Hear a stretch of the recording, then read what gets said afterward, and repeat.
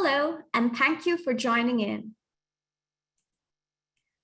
In this talk, we will present our research on a grounded theory analysis of COVID-19 information and resources relayed through university web pages. Our goal is to provide implications for a more inclusive community. This talk will comprise three major parts. First, we will present the context of the research and explain why we undertook the study. Next, we will delve into how we conducted the study and present an overview of the methods used. Finally, we will present takeaways and implications from the study so that they can be used to inform changes as to how we relay information through university web pages, especially through critical times such as during the ongoing pandemic. So let us begin by telling you why we conducted the study. We all have been impacted by the COVID-19 pandemic in some form or the other. The pandemic had a significant impact on the higher education system, and most of the institutions previously worked predominantly as on-campus environments, but had to rapidly transition to online due to lockdowns and other pandemic-related restrictions. Due to these unprecedented changes, universities had to provide necessary information and resources to support their multiple stakeholders, typically students, faculty, staff, and their families. They needed to do so in a timely manner. One of the most obvious ways that all universities communicated these changes was through their websites.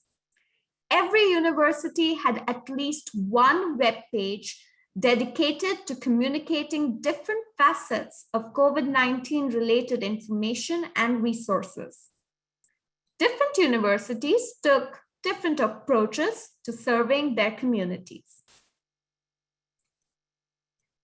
An important stakeholder that the university web pages serve are engineering educators and faculty members, just like us, the authors of this paper.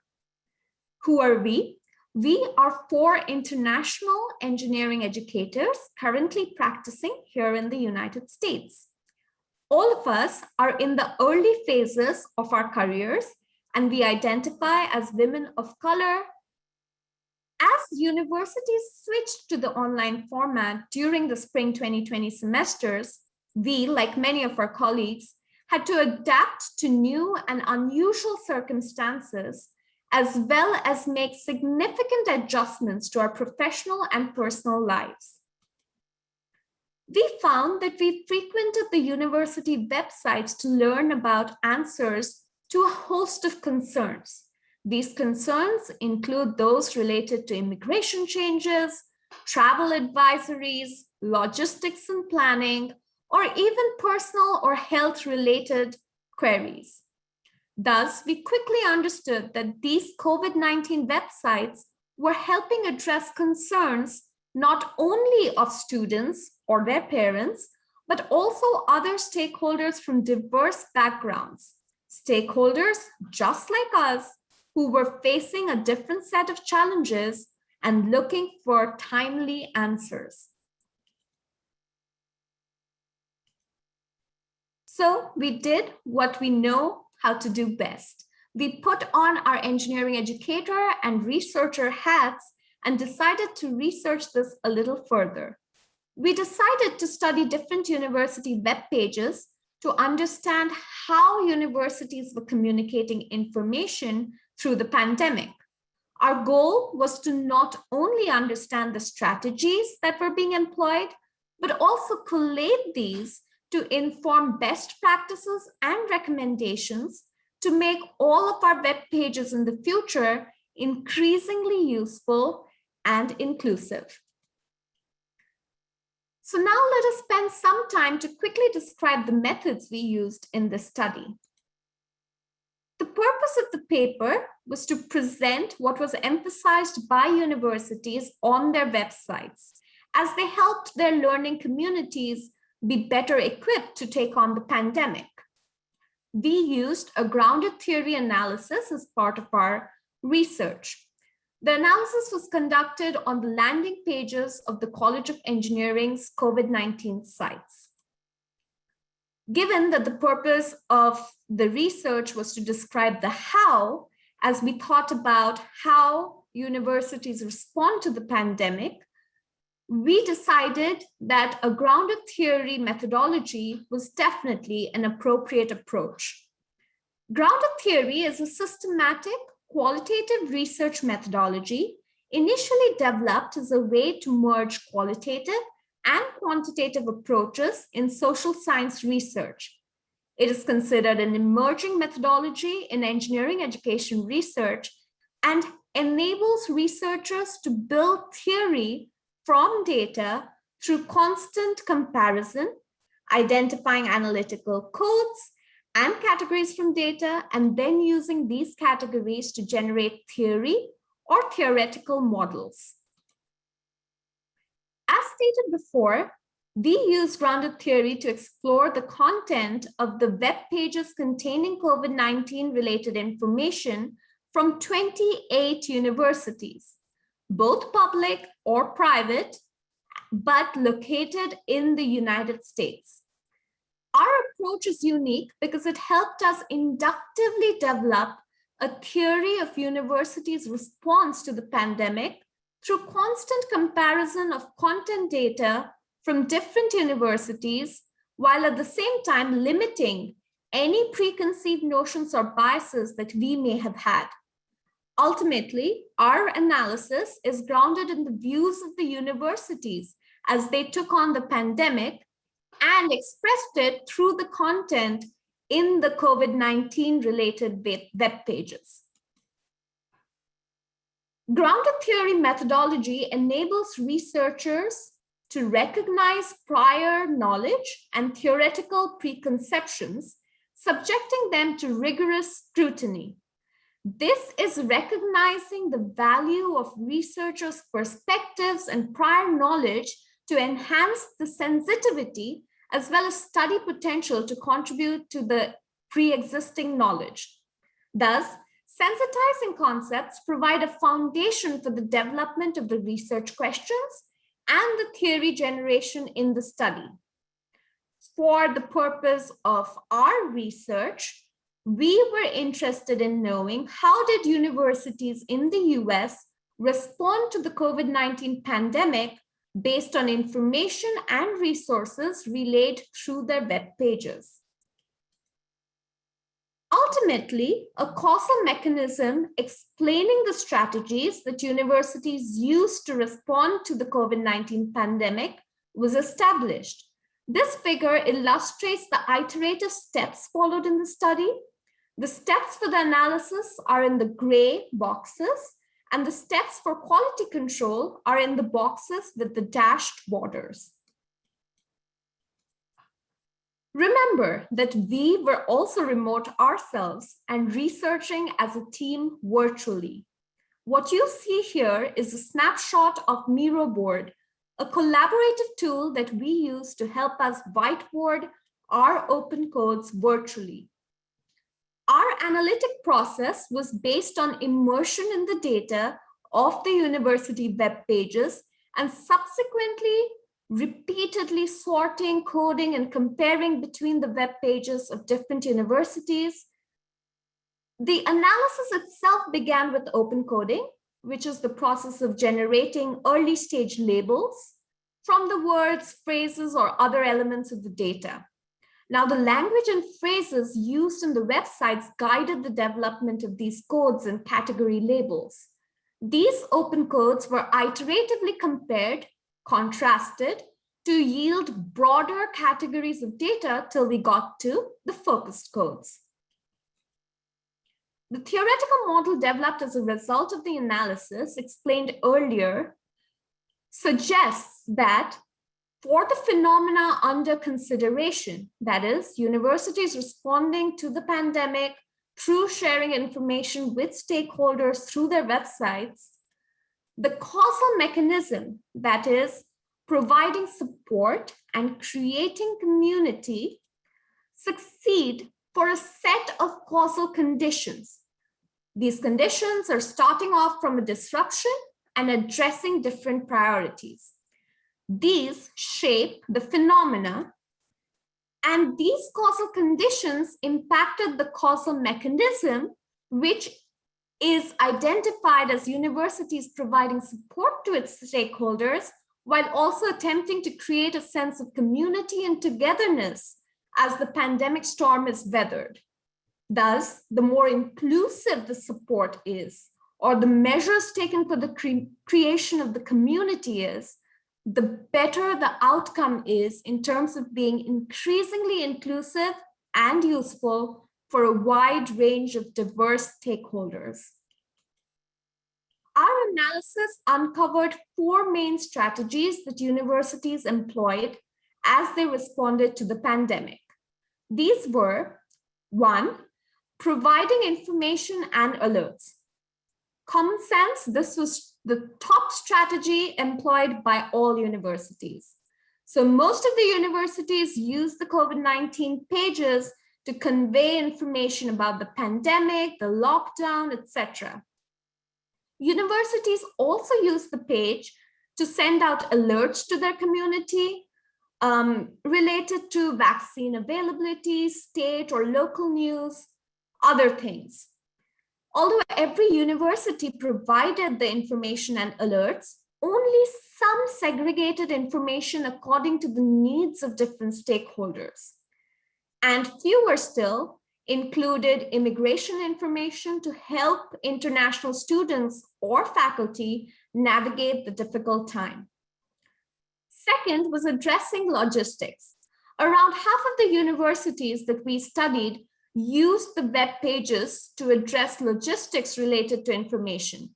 These include resources for faculty and students on which buildings were still open, recommendations for use of laboratory spaces, bookings of meeting rooms, conference rooms, and guidelines for gathering indoors.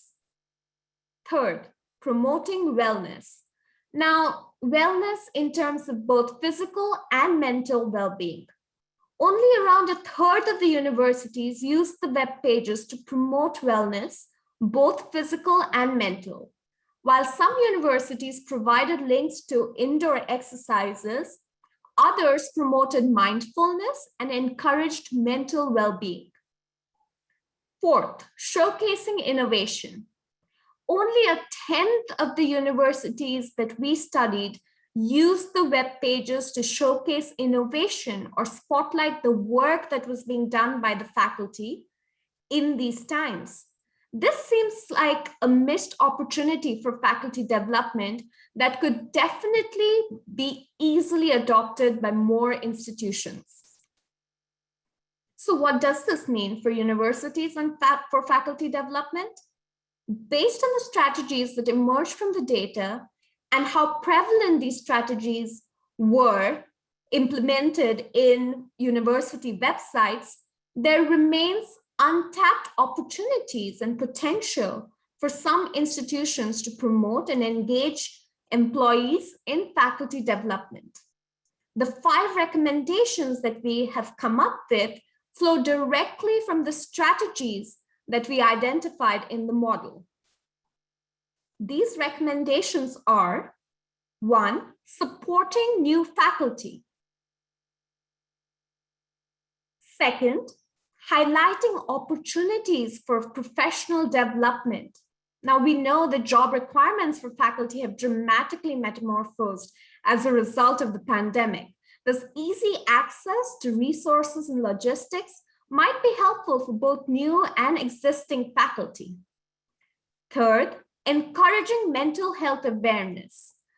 As a result of the pandemic, faculty have reported increased stress levels, higher degrees of burnout, unfamiliarity, and lowered engagement in working from home.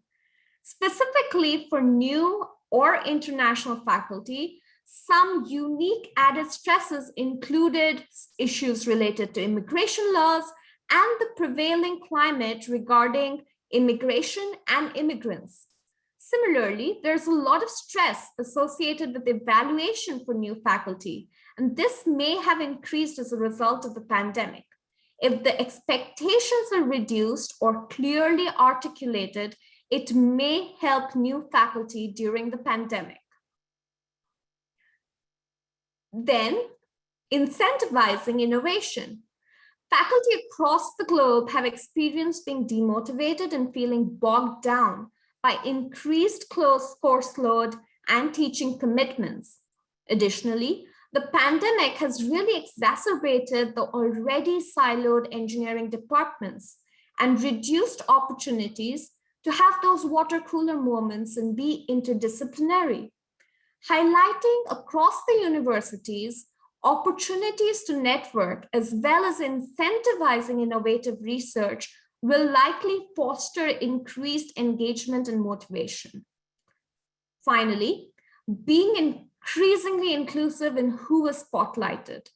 The pandemic has resulted in higher rates of dropouts among women across the globe. Increasing inclusion and helping better sense of belonging might help faculty, especially those from minority communities, persist. While earlier it was possibly easier to recognize or highlight achievements of faculty, which in turn had a positive impact on motivation or job satisfaction, the pandemic makes it increasingly difficult to celebrate the small wins. Being cognizant also of who is celebrated and acknowledged is critical in current times, especially remembering to do so for individuals from diverse backgrounds. So, to summarize, we used grounded theory since we wanted to uncover how universities responded to the pandemic by developing categories and themes inductively from the content of the COVID-19 web pages. Websites have an important role to play in academia and in education, and not only in times of an unprecedented pandemic, but always. It is extremely critical that the content of these websites serve its community in inclusive ways. We acknowledge that there are several different factors that could have affected the creation of these COVID-19 related content for university websites. These may have included time constraint, the dynamic and often changing nature of COVID-19 policies, institutional resources, values, etc. The purpose of this research was not to evaluate one website versus the other, nor was it to highlight which university did a better job in conveying information. Rather, our goal was to come up with an understanding of different strategies taken up by various universities for serving their communities. We believe that this insight will help inform and improve inclusive content on university web pages when communicating information to a diverse population during an unprecedented event and beyond. We would be remiss if we did not address our paper's limitations. Our paper is US-centric, and a key recommendation looking ahead would be to expand this model to include more global universities. Additionally, usability and accessibility are two important aspects of how websites are used, and our paper did not factor in either. Rather, our primary focus was in analyzing the content and not web design. However, usability and accessibility are both integral to how content is consumed, as well as who is able to consume information, and thus must be looked into in any future work. We know that inclusive university website content can enrich the academic community by creating support and bettering faculty and student experiences. We hope that this research will help identify opportunities to inclusively support faculty development, even through a pandemic. We would love to hear from you. Please feel free to reach out to us with your questions, either via email or over social media. Again, thank you for your time.